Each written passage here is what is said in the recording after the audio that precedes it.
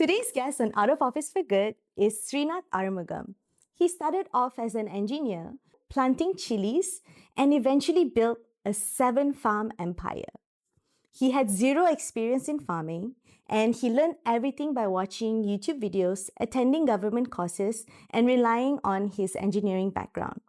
Now, per season, his earnings surpass his full year's engineering salary. If you're curious about switching careers or learning a new skill, this episode is going to show you how to do that. Hi Srinath, how are you? Hi Divya, how are you? Thanks for the tremendous intro, and it is really fascinating to be here as a farmer. You know, this is new for me. Yeah. I mean, yeah, I have been to quite few podcasts, but then this is very special because as a farmer, I'm going to share my whole journey and how am I made it up to here. So let's talk more. Yes. Right. Okay. So maybe I can start by asking you, why did you switch careers? Oh, okay. To be honest, right? I started farming as a hobby.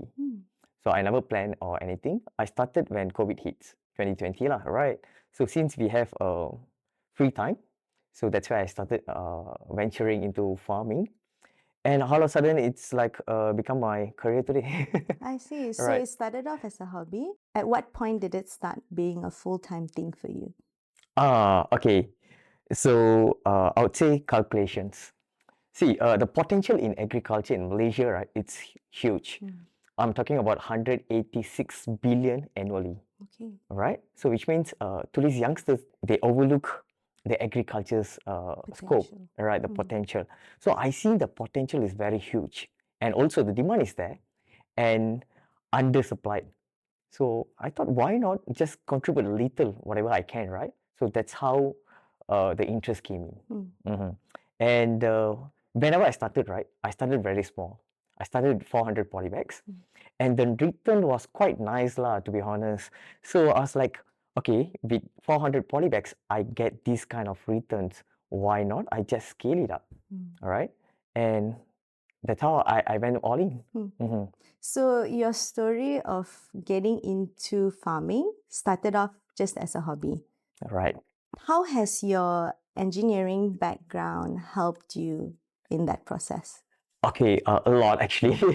But the major thing is for us to make fast decision, right? That's the most important thing, lah. All right. I think without this kind of knowledge and this kind of background, I might suffer in that phase. You know, whenever we have problems in our farm or what, end of the day we are dealing with living things, right? So we can't be taking our sweet time to react, right? We have to be very fast. So this engineering, what I call mindset, helps me to make decision very fast. Okay. And what was the learning process like for you? Because you're starting off with zero knowledge. Oh, okay. So it took me all this while. I mean, I'm in this industry for 6 years now. I started in 2020, all right?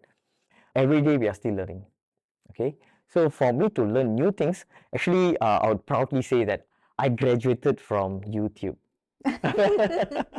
Right. So early days, so in farming knowledge, right? So I came from zero background in farming, right? So whatever things that I started in my beginning days, I learned everything from scratch in YouTube.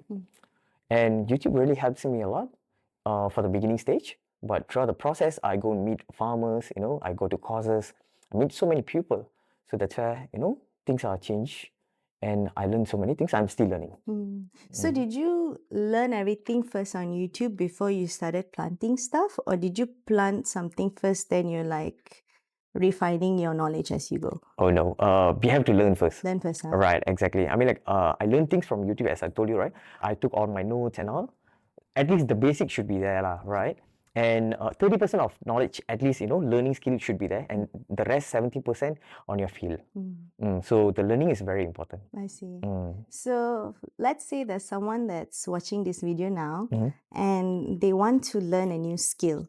It doesn't have to be farming. What is your method on how to go from having zero knowledge to somewhat competent knowledge in a very short time? Brilliant question. I don't know how to answer now. Um, you should, put it what a thinking, thinking, yeah, right. Like that. Okay, so first thing first is your commitment. Right, you have to be 100% focused into whatever you're doing, and also you should know what you are doing and what you wanted. I mean, like before you're doing something, right, you should know what is the next. I think that motivation will just keep on moving you. For an example, in myself, I started with my brother.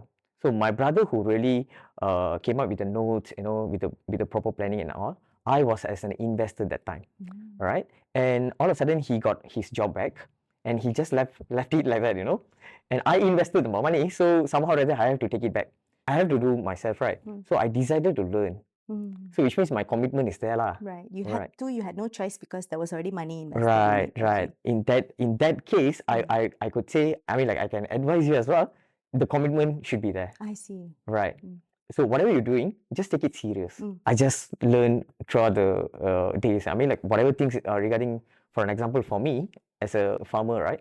Whatever about farming or whatever things, I just learn lah. So let's say I'm scrolling TikTok, right? So there's a farming notes there.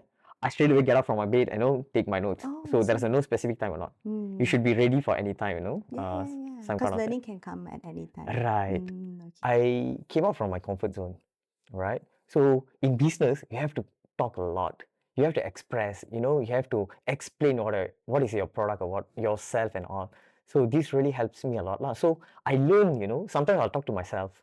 That's where, slowly lah, but I'm still long way to go. How do you talk to yourself? I mean, Like you look in the mirror and you actually rehearse. mirror, sometimes I drive, right? So I'll be asking question to myself, and then I'll talk to myself. I'll react to that. So for the big interviews, this is what I did. I see. Ah, You know what? That's exactly what I do before every episode also. I know the flow of what I'm going to ask. So like even just now when I'm driving in, I'm just like, Stuart, why do you so serious? You people, have to, right? right? But then people look at her, who's the crazy girl? Her talking to herself, In the car. Right.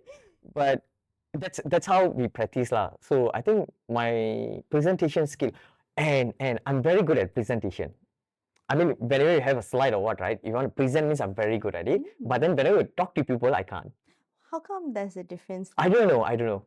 So maybe the present can support us lah. There is something for you to talk. Because there's data and all Right, that. everything. You're showing something. You're explaining. But then just talk like that. Oh, it's very hard. It's very hard.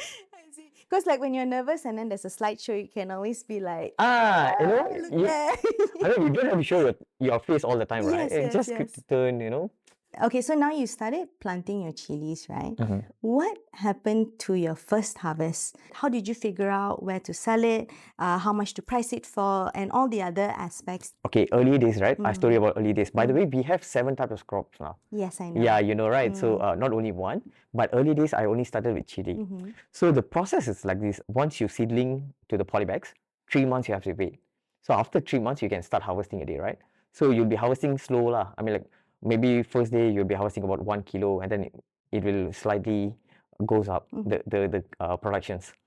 Early days my marketing skill was I have to pack it like 1 kg, 1 kg. I have to go to all the restaurants one by one. So which means face-to-face marketing lah.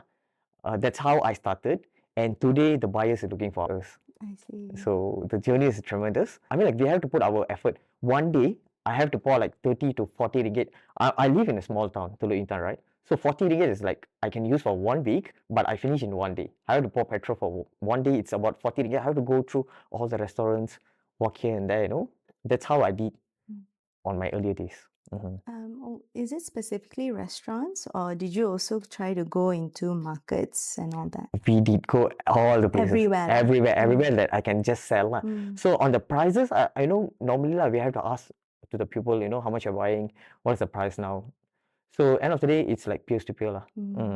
And how has that changed now? Like you say that people are approaching you. Is it because you've done something differently with your marketing? No. Okay, for any other businesses, we have to find for customers, right? But then in food industry or agriculture, particularly what we're doing is productions, right? The buyers, the wholesaler will look after you. because they need that. The demand is there, right? They memang need the ingredients for Right. whatever food they're serving in their restaurants lah. No, I mean like I'm talking about the wholesaler. Oh, okay. The one that sells. Okay. Right? So they need product to sell in order for them to make profit, right? So we as a producer, so we must supply them as well, right? So that's how it works. Oh, so you're supplying to the wholesalers. Wholesaler. Whereas when you first started out, you didn't start by doing No, wholesale no. selling. Because it's very small amount, like 1 or 2 kgs, very enough, right? Then how do you make that transition to wholesale selling? Slightly, I expanded my farm. So I started with 400, right? So slowly, as I told you earlier, right, the potential is there, the demand is there. So I thought, why not just scale it up, right? So whatever earnings that I'm earning from the farming, I just put it all in, right? Okay. So that's how I expand my farm. Now we have almost like 40,000 plus polybags. Wow, Right. crazy. I'm going to ask you later more in detail about that. Yeah. But now, Srinath, do you mind sharing a little bit about your experience dealing with rejection?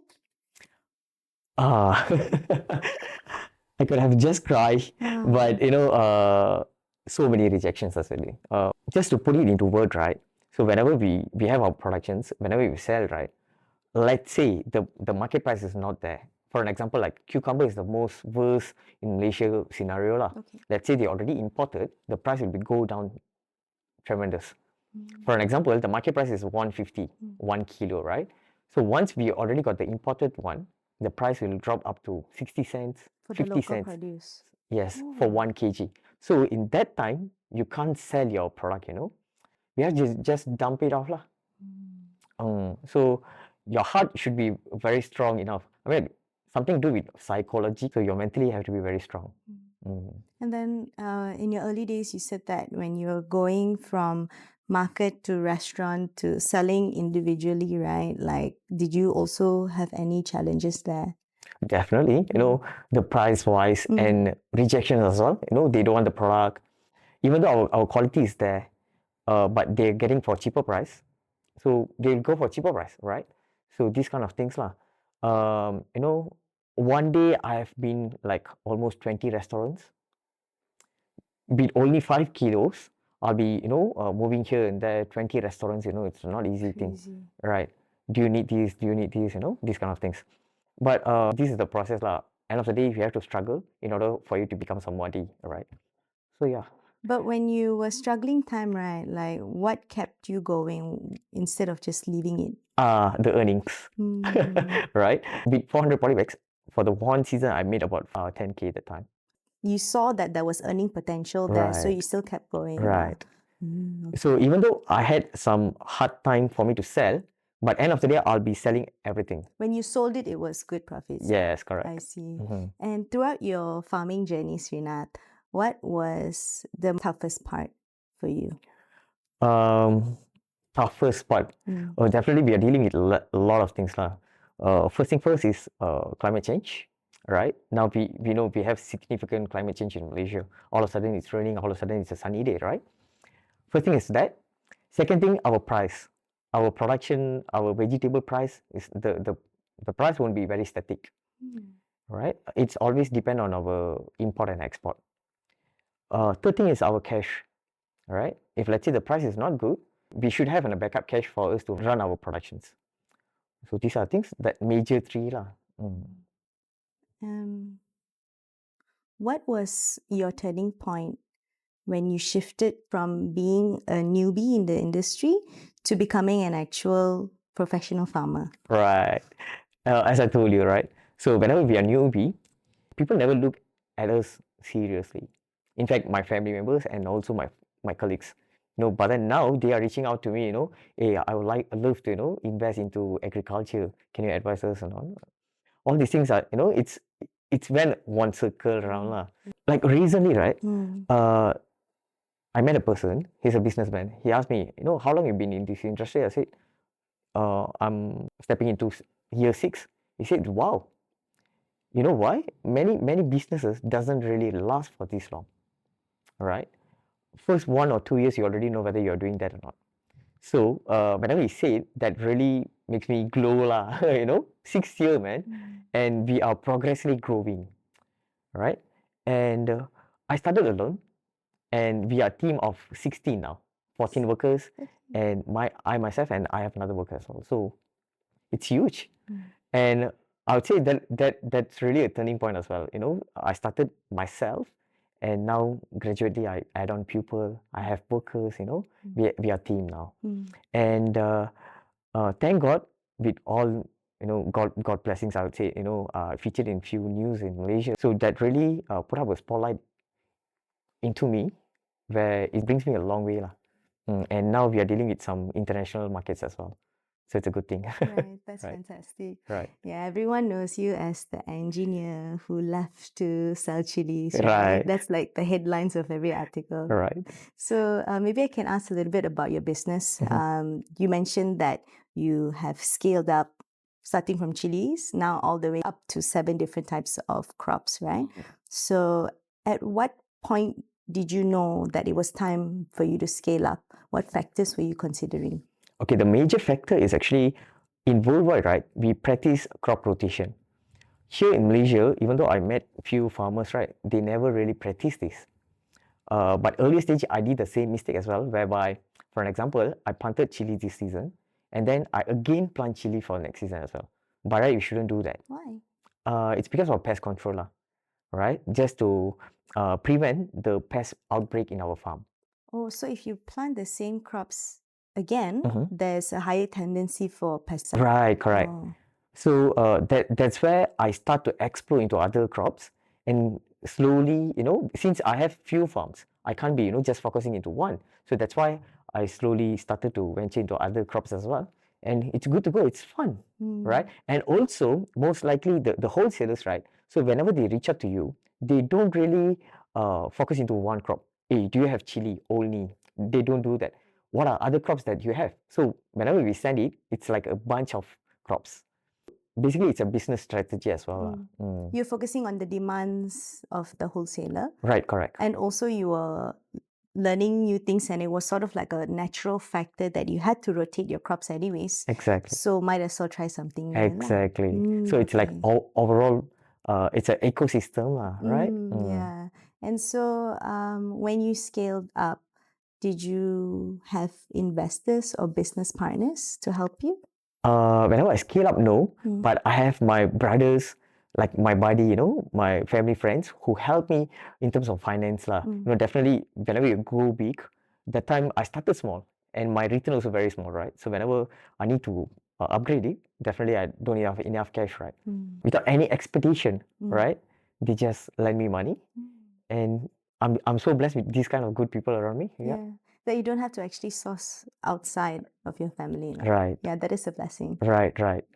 You invested most of your savings into this venture. If I'm not mistaken, it's about 50,000. 30 to 50,000. 30 to 50,000. Right. So, how long did it take you to break even in that investment? Okay, on earlier stage, it took me almost like 1 or 2 years. Okay. Right, for me to just break even. And then what I did was, I was so aggressive, I just reinvested back whatever I got that. So that's why we able to expand it. So at a point like 4 years, I didn't even really earn much. So whatever earnings, I just put it inside my agriculture business. That actually is my follow-up question.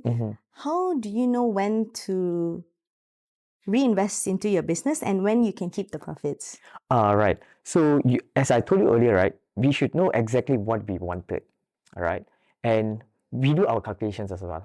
We do our market research, and also we do our calculations. So everything is calculated, lah. We never just blindly invest, right? For an example, let's say I want to open a farm. For 1 acre, it costs me about 30 to 40,000 ringgit, right? So I know what I'm doing. I know how much I'm going to invest, and I know estimately how much I'm going to make it. Worst case scenario, or let's say it's a jackpot price, and then I make good money, lah, right? Everything is calculated actually. So when you made that investment, you already knew what risks that you were going to take. You already knew what was the possible outcomes, positive or negative, lah. Right, exactly. I mean, like, we'll be prepared on that. Yeah. Worst case scenario, we're going to lose money. And the things is there. I mean, like, I already invested there. So somehow or other, I'm going to make money in my next seasons. It's basically everything is calculated, lah. No emotion, decision here. Everything is see. calculated. Now you're already like a professional farmer, right? How did you make that transition to becoming a certified trainer, not only for farming, but also for entrepreneurship? Okay, great question.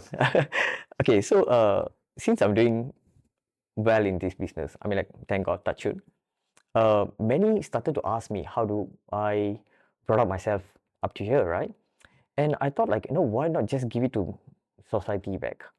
I started with free, to be honest, but then many advised me free things doesn't really last long, right? So I have to charge them a bit lah, standard charges.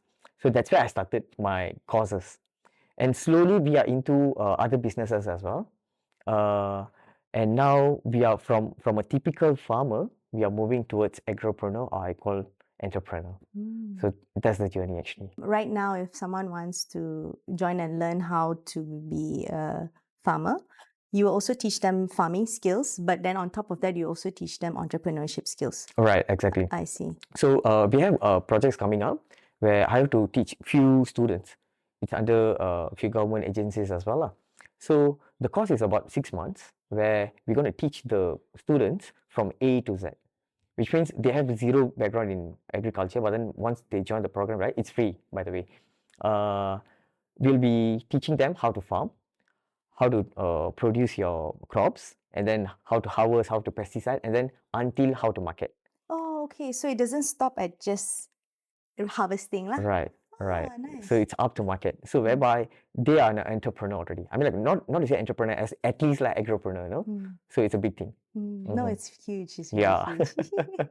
So, as a certified trainer, then, what advice do you think that people need to hear when they're considering to switch careers or they're considering to start something new? Right. I mean, like, now the trend is how, people just look at the reels. Oh, I need to, go for my patient. Yeah. And then they just repost it. And then the next day they just go for work. That's the trend now. I always look at these kind of reels and then I just laugh at it lah. Not to look low, but then the mindset, right? Today's youngsters, they never take things serious. I mean, like, there are people, kudos to them, but then majority they just pretend to be, they are doing something. End of the day, they are not actually. And don't just blindly jump to your patients, right? Do your testing first. That's the most important thing. You should know what exactly you are doing, and also you should know what would be the outcome as well. As an entrepreneur, right? Any investor or whoever, right, wanted to invest into you, the first question they'll be asking is where you look yourself in another 5 years, right? So which means they are looking at whether we have a vision or not, right? So that's the most important thing lah. You mentioned mindset just now. So, as an entrepreneur, what do you think is a mindset that is necessary to have in order to become successful? Mentally strong. Right. This is, I mean, yeah, we take it very lightly, but then honestly, entrepreneur, they are very powerful in their decision making. So in order for you to make a right decision, you have to be mentally strong 24/7. Right. So that's the most important thing lah. So even through the challenging times or through listening to whatever that people are saying negatively or they don't believe in you, you just have to push it aside and Right. keep We going. just have to smile. Is that something that you went through as well? Yeah, definitely. Right. And what is like the most valuable advice that you've received from someone? I receive, right? Definitely my dad.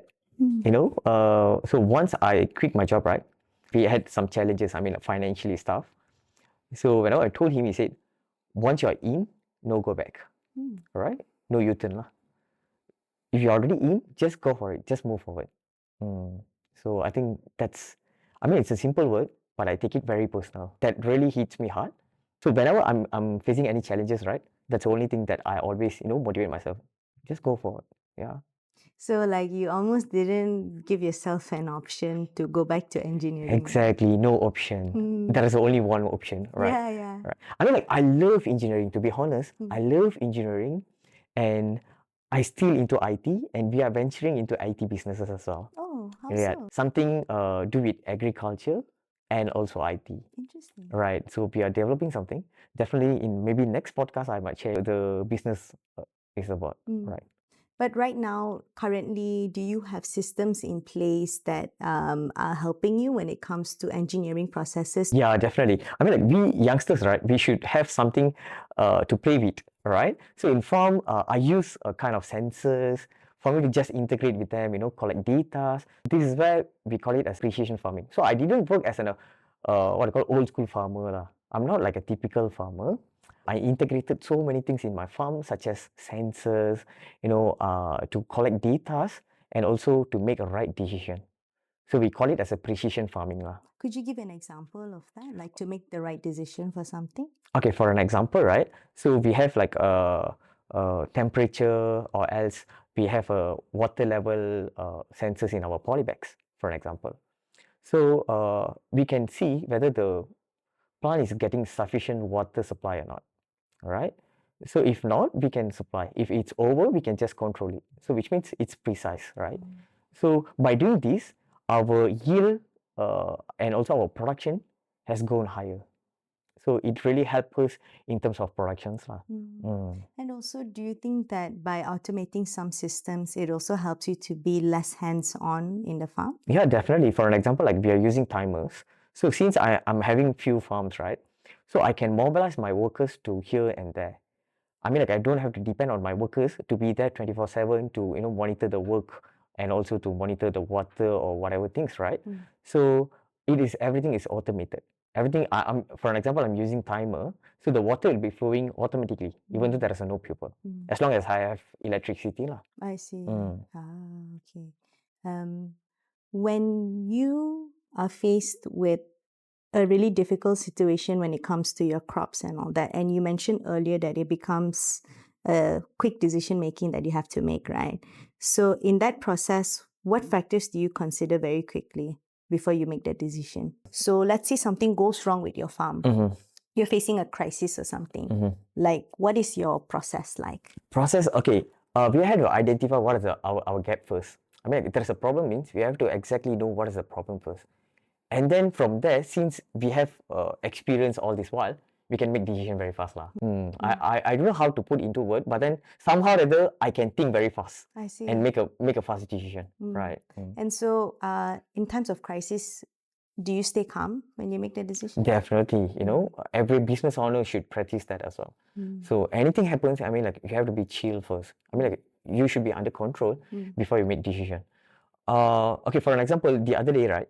I had flood in my farm. So it's like one night, the things happen in one night. So what I did the next day itself, the morning itself, I ordered few lorries of bricks lah. I just ordered bricks and then just uplift all my polybags.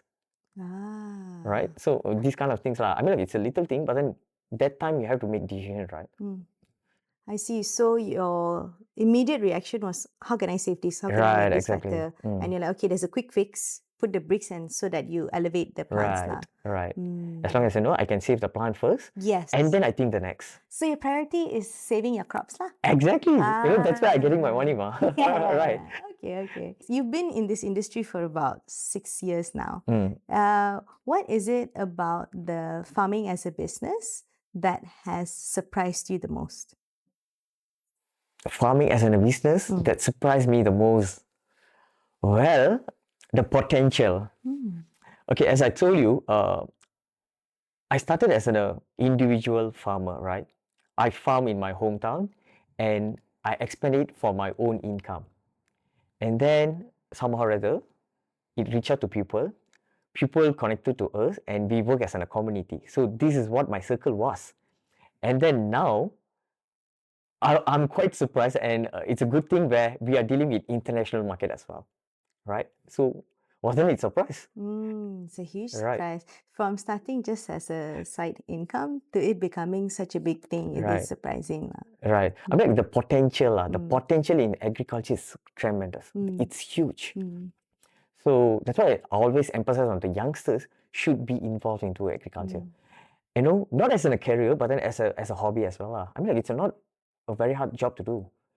everything, anything you do, it is hard at the beginning, right? Once you're into that, you can just cope up on that, right? I'm known in my house as a serial plant killer, so I'm always killing plants. So can I also be a farmer? Definitely, but then with the right knowledge. I don't know what you plant, but definitely you can, enroll to my course. I can teach you. But you have to pay lah. Plants. Yes. No, lah, just kidding. Free for you, no worries. So Srinath, you're known as the engineer who left his job to sell chilies. That was like the first headline for you, right? Right. What do you want to be known as 5 years from now? Right.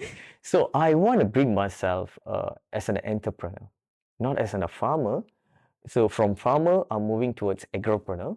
And another 5 years, I'm looking myself as an entrepreneur, as a successful entrepreneur, where I bring things into agriculture, I evolve things. And also, I believe that I can make youngsters, I can bring youngsters venture into agriculture, because this is a very important industry. You see, we in Malaysia, right? I give you a basic statistic lah. We in Malaysia are most likely to eat chilies every day, right? Our own production is only 30%, whereby another 70% we are importing from our neighbors' countries. Is that because there's lack of supply locally? Exactly. So the demand is there, but then the supply is not there, right? So I think another 1,000 farmers that involved into agriculture today, the demand is still there, right? And also, today's farmer, most likely you never see any youngsters are involving into farming, right? The average age that farmers in Malaysia is 55 to 65.